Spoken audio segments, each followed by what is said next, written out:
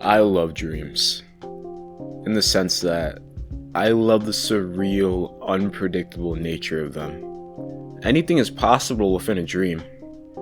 It's the only place where you can leave beyond reality just for a few fleeting hours. Some of my favorite games are about dreams. They all use a theme of dreams to bring their worlds and stories to life. These give these games an atmosphere that almost feel unreal, imaginary, like you are playing a dream. NiGHTS is no different. In fact, it might be the most blatant example of it.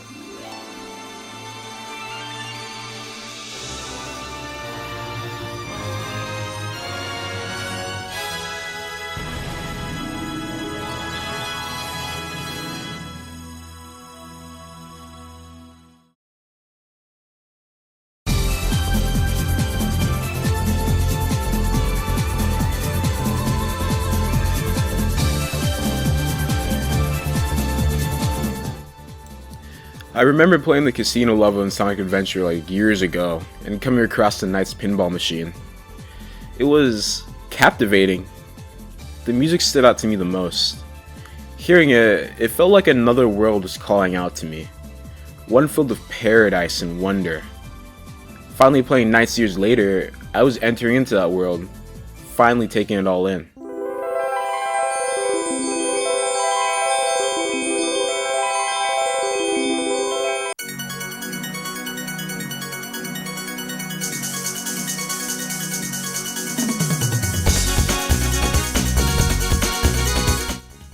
NiGHTS in the dreams is, well, a dream. NiGHTS being the spirit of dreams that help troubled teenagers Claris and Elliot believe in themselves again and save NiGHTopia. Claris and Elliot both are struggling from self-doubt and anxiety, which manifests in their dreams. This comes as the evil wise man's nightmare and stealing their dream energy at the beginning of each stage. This game's plot is pretty simple, but it's pretty groundbreaking at the same time. This was one of the first games to even touch the topic of children's mental health. There's someone way smarter than me that's made a video actually going in depth about the game's characters and their relationship with mental health, so go watch it. Link will be in the description, and no, I always wanted to do this, and it should be in the top right right now.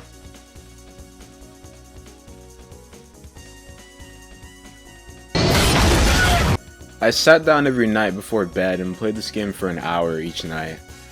It was a relaxing ritual, clearing a level or two right before I went to sleep. It was like I was connecting to the dream world right before I went there. It didn't last long because the game was like 3 hours long. The lack of levels is what makes me sad because this game is so good. Something about going as fast as you can through loops while collecting shiny items scratches my brain in the right place. At first, the gameplay of NiGHTS can feel a bit confusing because the game doesn't really tell you anything. There's just some hints after each night that may or may not be useful. Even the manual doesn't really do a good job at telling you how to max out your rank. The real fun of NiGHTS is the time. To be more clear, trying to fit in as many laps around the map before the time runs out. The more laps you complete after you blow up the idiot captures, the more score and higher rank you get. This turns the game into a gamble against time, trying to predict if you can fit in one more lap into a time limit. Sometimes your bet is true, sometimes it isn't. It makes the stakes even higher because you run out of time before you reach the goal, you turn right back into kid form. This automatically ruins your rank and can even result in a game over if you get caught by the alarm egg. I love this arcadey game loop so much. It adds just one more layer to the game that brings so much replayability to it. Makes me sad that some people just brush this game off as a part of the weird Sonic Team Saturn era. This game is really worth playing because of how different it is from Sonic Team's usual output. Maybe if NiGHTS had more critical praise or some more fan outcry, we get some NiGHTS games made in the modern day. The set pieces at the end of each level are really fun too. It seems like the dev's favorite Elliot's level is way more than Claris's because his are way more interesting. There's a mermaid section, sledding, and this really cool part of Stick Canyon that reminds me of a roller coaster.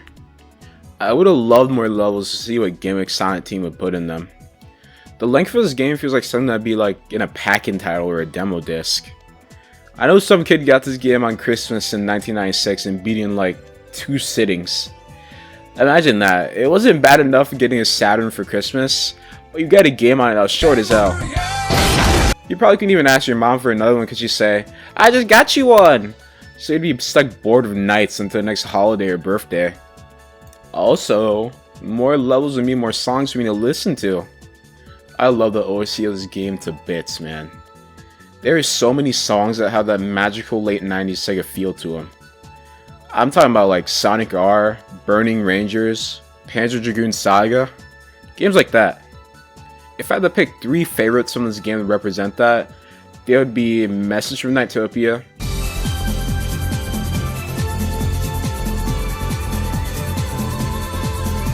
Dreams,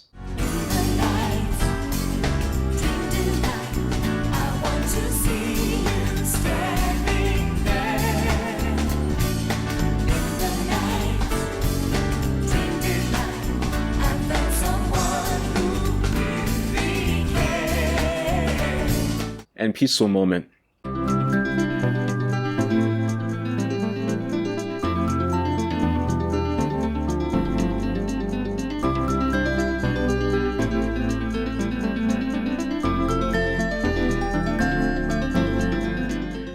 Most, if not all, of the game's music was composed by Tomoko Sasaki. She did work on Rystar, and also the Sonic Adventure games voicing the Chow. Wow. Next time you're thinking about hurling your Chow into a wall in SA2, think about who you're hurting. NiGHTS just has that specific Saturn look to it that I adore. Textures are colorful, bright, and still pixelated. And there's dithering as far as the eye can see. You can tell that the developers were using all their techniques they used on the Genesis to create textures for this game. But now with the added power of the Saturn, I feel as some of the dreamlike charm from the first game was removed in the Steam remake. All of that pixelated goodness is gone. There's always something I can't put my finger on when a 5th gen's game textures are replaced or upscaled. Especially when I played the game before.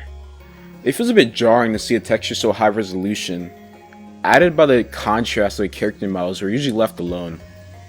It's like violating an unspoken taboo. I only feel this way for the 5th generation of games. The RE4 HD project and SH2 Enhanced Edition look better than the original in my opinion, and other definitive ways to play each respectively. I just think that there's a lot of charm still left in those old PS1 and Saturn games that modern textures just can't replace. The gameplay of NiGHTS reflects that it's a child's dream, with NiGHTS having the ability of shape-shifting and flight. In most of my dreams where I get powers, I usually get flight. It's only natural for humans to dream of flying. It's a thing we struggle to comprehend and even make possible for the entirety of our existence. Even now, planes are just big, expensive sky buses that we usually get from point A to point B. We are still affected by external forces when we fly, like money, time, and babies crying from liftoff to landing. To be able to fly as an individual is something only possible in dreams. Flying away to escape all the things that trouble us on the ground. Flying to your heart's content. Flying away towards freedom.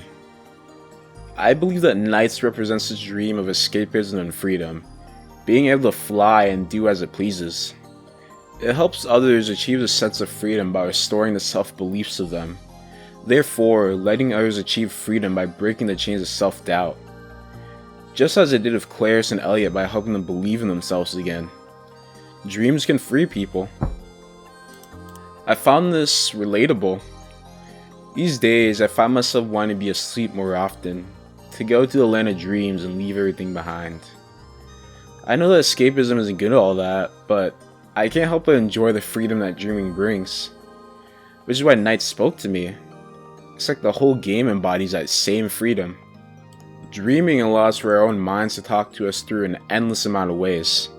Ideas and thoughts are manifested to create worlds that we can experience, full of reflections about ourselves that we can usually guide us in the waking world.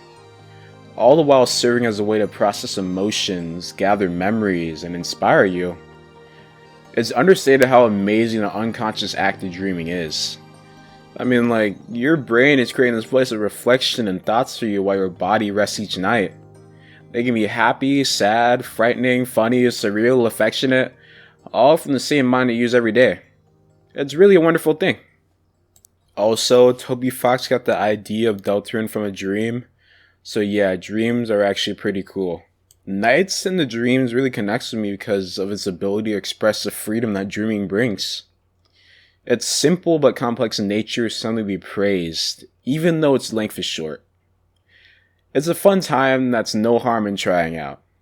The game's remasters got delisted off Steam not too long ago, so you have to emulate it or buy a price gouge copy off of eBay. I recommend using Mednafin. The game made me realize why I love dreams so much, and I thank it for that. Good night, dudes.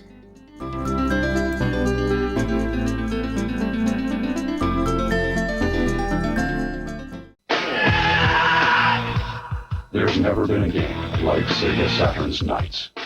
Never been a game that's allowed you to fly, fluid and free, in real-time 3D. Not until now, not until NiGHTS. The reason is simple. No other system has had the power to do it. NiGHTS. Only on Sega Saturn.